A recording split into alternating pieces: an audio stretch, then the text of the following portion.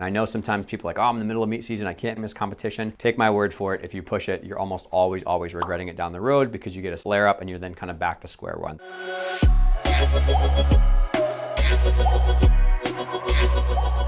Every day, you essentially pay your dues by doing the harder thing when it's the right thing to do.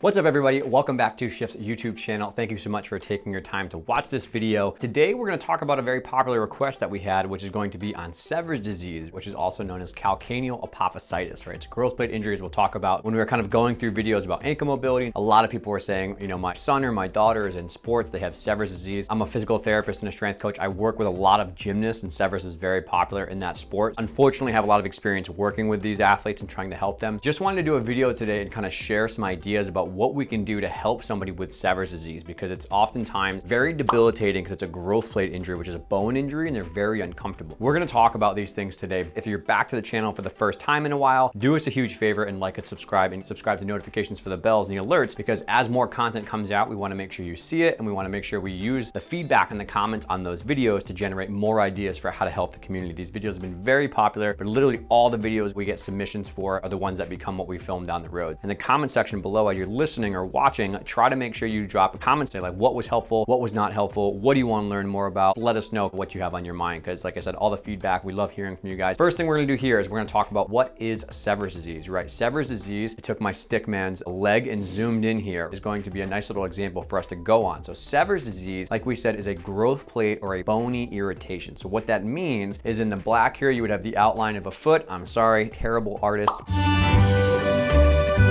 but I tried my best. The red coming down here is going to be the Achilles tendon and the muscle connecting. So red is going to be the actual muscle. Green will be the Achilles tendon, which represents kind of like where it inserts onto the bone. The blue is going to be the bones. Your Achilles tendon is not actually green. Muscles are kind of red sometimes. Bones are not blue, right? So just to let you know, it's not super accurate anatomy matched up there. Essentially, the reason I want to show this is because as it comes down, it attaches to the bottom of what this bone is down here. Okay, your calcaneus is a bone on the back of your foot, right? So you have your your subtalar joint, calcaneus is on the back, but all of the force of your soleus and your gastroc attaches to this area called your growth plate, right? Your growth plate or your calcaneal growth plate. What can happen is that when children are growing, this growth plate is open. It's not fully formed. It's still, obviously it can take load and it can run, you can do all that, but it becomes the weak point. The bone is not solid, mature bone, so it's more prone to become injured, right? It's kind of spongy still, it's still forming. So a huge amount of force that is going through that is getting pulled on the ankle bone, right? That joint down there, that calcaneal apophysis, and that is very prone to become irritated and inflamed, which is why a lot of people get Sever's disease. Sever's disease is an inflammation of the calcaneal growth plate, right? So that's kind of what the more formal approach is, but Sever's is the nickname for it. So when that is open though, the reason it hurts so bad and kids are not performing while they're limping, they're walking around, it really is painful. Bone pain alongside nerve pain is some of the most painful pain you can experience, right? So like that's really hard for a young kid to deal with because they're walking all the time, their sports, they're running, they're jumping, all that kind of stuff. If the athlete is growing, because a lot of Sever's cases happen when you're young and you're going through puberty, the long bones of this and here are growing much faster than the muscles and the tendons can keep up with. So there's already a lot of pre-tension on that area, and then you have sports where you're moving your ankle a lot, you're pulling on that quite a bit. The forces are very high, but then also along with the pulling force straight, you can have rotational forces. So that's kind of the geekier reason of why these things are so problematic, just to break down kind of what's going on there, because it matters for when we talk about how do we help these people. So the first thing you have to do, which a lot of people don't want to hear the hard answer for too, is that you have to work with a medical provider. Sever's disease, I've unfortunately seen something go a little bit too long when they have a small irritation of their growth plate, but someone says,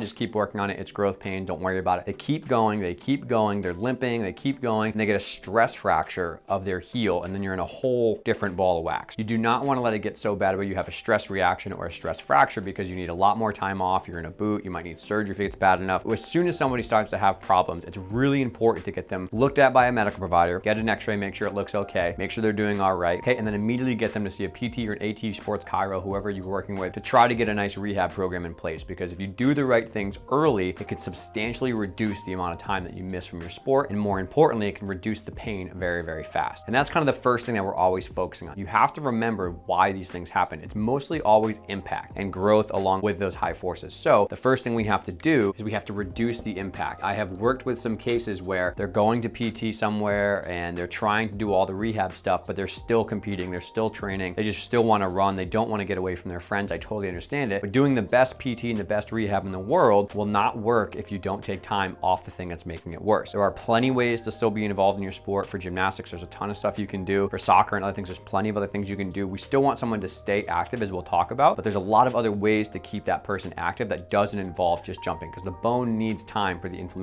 to calm down, for the pain to resolve, and for the Achilles tendon to feel a little bit less intense tugging on that area that's inflamed. That's always my first recommendation for someone, is I'm giving them, hey, I'd like to see you take maybe 2 weeks off from high impact to start with. I'll give you plenty of stuff to do. You'll have rehab stuff to do. We'll find a way to modify your workouts. We want you involved at practice. Keep going, but we have to find a way to get around that. So that's gonna be most important. At least I always recommend people is about 2 weeks. If the cases are severe and they're really irritated or they've had a long time with this, I say up to a month, because it just takes so long. If you keep trying to go back too early, you kind of pick the scab and it becomes irritated. 2 weeks or so, I would say it's gonna be 2 to 4 weeks depending on the intensity of the pain. But with that said, the second most important thing we have to do is we have to manage their pain and also their swelling. If they have some swelling from the bone being irritated, it could be that the Achilles tendon is also irritated. If it's really swollen and it's really aggravated, it's unfortunately gonna be still painful. It's gonna be very hard to work out and do stuff on that. The ways we like to get the pain down are a range of things, but one of the most important things is going to be elevation, compression, and then, like I said, reducing the impact, plus or minus medication. Okay, I leave that up to the doctors because they would know much more than me the specifics of what would work with those kids, the dosage, all that kind of stuff. I've had a lot of cases where they're extremely painful and they don't know what to do, but we give them some time away from impact, strengthen their legs in other ways, work on elevating and using compression every single night. We work on doing some medication as well. There's a lot of debate in the literature right now about, is icing really going to be helpful for swelling? Probably not the best thing to manage swelling, but for kids that are in a ton of pain, it does help to reduce some pain. In cases that are very, very hyper irritable, I will have them do some cold water soaks for about 5 to 10 minutes because it helps them walk more comfortably. And anyone who's had this problem going on, a little bit of relief with elevation, the compression, getting a small heel lift in their shoe, possibly to reduce the strain on the insertional point of the bone, getting an over counter, plus maybe some cold water soaks are very, very good. And I know, again, debate in the research and stuff like that, there are some times that I still use ice, one of which is very acute injury when someone's going into shock or they're in so much pain they can't even function. I've had some situations as a medical provider where somebody actually fractured their heel and someone was like, hey, don't use ice. The research says that. This kid was going into shock. And so that was a situation when we use ice. And then also, like I said here, when someone's in so much pain, they can't even move, they can't even limp. There's many other things we want to do, but cold water soaks might be a good option for someone like that. Probably reduce the amount of ice I use by about 95%, but there still are some times that I use it. Young kids with bone pain is an example. If they can get some relief, it's great. Elevation, compression with some socks or some ACE wraps, plus or minus medication, activity modification, possibly doing some cold water soaks. With this said, when we're kind of doing this in these 2 weeks that we're not doing much impact, we do want to stay active. We do still want to work on hips. We still want to work on their core. We still want to work on their lower body strength. And we also want to keep them active as possible with their practice. A lot of these athletes, I will give cardio circuits or I'll give strengthening for the upper body, the core, single leg stuff. They can probably still do step ups. If the pain resolves, they can do some single leg RDLs. They can do some hamstring work on physio ball. They can do some weighted hip lifts, things that don't involve a lot of deep squatting, because the more the ankle bends, it might be uncomfortable. But there's a lot of great exercises you can still do to make a program. Lots of hip stuff, side plank clamshells, different hip lifts like I just talked about, side planking versions of that, arms, legs, biking with 2 arms and a leg and not using the other leg, whatever you can possibly do. There's a lot of other ways to keep that active, but the more we can keep them active and going, the better the blood circulation is through the body. It makes them feel like an athlete where they're still involved, they're not bored in rehab all the time. Doing as much as you can to stay active is really good. Maybe don't go for long walks, maybe don't do some of the more aggressive stuff we were talking about. Anything you can do to kind of keep going is really important. On this part, once you kind of control the pain in the first 2 weeks, the next 2 weeks or so is almost always going to be some sort of strength or mobility problem, right? So 2 to 4 weeks. I used to be very, very aggressive on stretching and doing stuff like that, but we've learned that maybe the tendons don't enjoy that as much. If we can calm them down, some light soft tissue work, some light stretching, some light activity like that is good, but I'm much more of a fan of rebuilding their strength as the main way to kind of get them back in the gym. Things I like to do are going to be some seated calf raises. We'll show some videos here. Standing calf raises. I really like high tiptoe walks, anything for the shins to strengthen up the shins and the posterior tip. We just want to rebuild the local strength of the ankle alongside maybe rebuilding the leg itself with step ups and split squats, like I said. We want to lay that base first for 2 to 4 weeks because we just took time off. We know that the bone is maybe a little irritated. It hasn't done too much. We jump right back in, no pun intended, to soccer or gymnastics or running or other stuff like that, or some sort of more aggressive stuff. We're going to make things get really irritable really quick. Okay, so I go for 2 to 4 weeks, depending on the severity on deload, 2 to 4 weeks of doing some local calf strengthening and rebuilding. I know sometimes people are like, oh, I'm in the middle of meet season. I can't miss a meet. I can't do this. I can't miss competition. Take my word for it. If you push it, you're almost always regretting it down the road because you get a flare up and you're then kind of back to square one. Respect that kind of bone healing timeline, maybe a little bit longer if it's more severe, but rebuild the calf itself first, rebuild the posterior tib, rebuild some of the local strength of the ankle, work on your single leg balance, work on your single leg strength. After we do that, okay, so we'd be over here, we're gonna gradually return to sports. So once we've done 2 weeks of deload impact, 2 weeks of rebuilding the strength back up, the first thing we're gonna do is we're gonna try to go back to softer surfaces or low volume. In the clinic, I might have somebody do pogo hops and scissor hops and in and out hops and skipping and karaoke, but I'm not gonna have them go back and do their sport fully, right? I'm gonna do soft surfaces. So if you're working in gymnastics, resis and tumble tracks and pit and stuff like that, just to rebuild a little bit of force. If we're doing more of a running program, it might be a jogging program, some very light kicking and agility work on a soccer field, but it's not full on sprints, it's not full on agilities or half-sided games or stuff like that. We would do that for about 2 weeks or so. Then we would go into more medium surfaces and more moderate volume, right? So now maybe we let the athlete start doing more running and jogging, more aggressive sprinting work at practice, but they're not involved in a full game. The next 2 weeks after that, we would go with more high impact stuff and more higher volume. So maybe we'd have 1 to 2 weeks for each of these things if it's going really well, but usually it takes about 2 weeks with really big flare-ups. So we would go more high intensity, doing all their strength, all their plyos, all their jumping, all their sprint work, and a little bit higher volume at practice. Maybe we increase 1 hour per week that we're adding them back into practice. So it's like 2 hours. If it's normally a 4-hour practice, we do 2 the first week, then 3 the next week, and then return back to full on the last week. And then lastly, once we get down to the 8-week mark, is full return to sport. This being said, I know it looks like a long timeline, but you got to think about the fact that if we have 2 weeks of properly respecting the deload, 2 weeks of slowly going back into some of the strength work, and then they can slowly build up over this, it's probably about 6 to 8 weeks, which is a realistic timeline for a lot of things. I will say they're usually by the 6-week mark, they're doing really good, they're feeling great, they just can't tolerate the very, very high intensity. As a medical provider who's been an athlete and understands that, I'm typically a little bit more cautious and I give them a longer timeline. If someone is doing really, really well and they can get through all these phases 1 week at a time where their pain is down, they're not having any symptoms, right? All that kind of stuff is going well, they might get through it faster. Someone, like I said, who has the start of a stress reaction, it might take them all the way up to a 3 to 4 month timeline to get back to it, just because we know the bone's gonna be very, very sensitive. When I load people up when they go back, I typically recommend 3 days per week with 24 hours off in between to monitor their symptoms. Typically, these people don't feel great after if they push it too much, so we wanna respect that and make sure the morning after, they're not having more than a 3 out of 10 pain level and they're not increasing too much. 3 out of 10 is usually my guideline, and then 24 to 48 hours of no symptom increase before we increase the load or load them again. Hopefully that helps explain kind of the way I approach severs. Again, I've unfortunately treated about 150 to 200 people probably in the last couple of years alone, but a lot more people are getting better advice. I think it's helping a lot. If you guys enjoyed this video, if you've been liking these videos and you want to hear more on the medical side, I'm happy to do that. This one came as a special request, so let me know if there's other things you want to talk about. Like and subscribe to our notifications as well, and then drop a comment below and let us know what you liked about this video or what you'd like to hear next. All right, have a great day.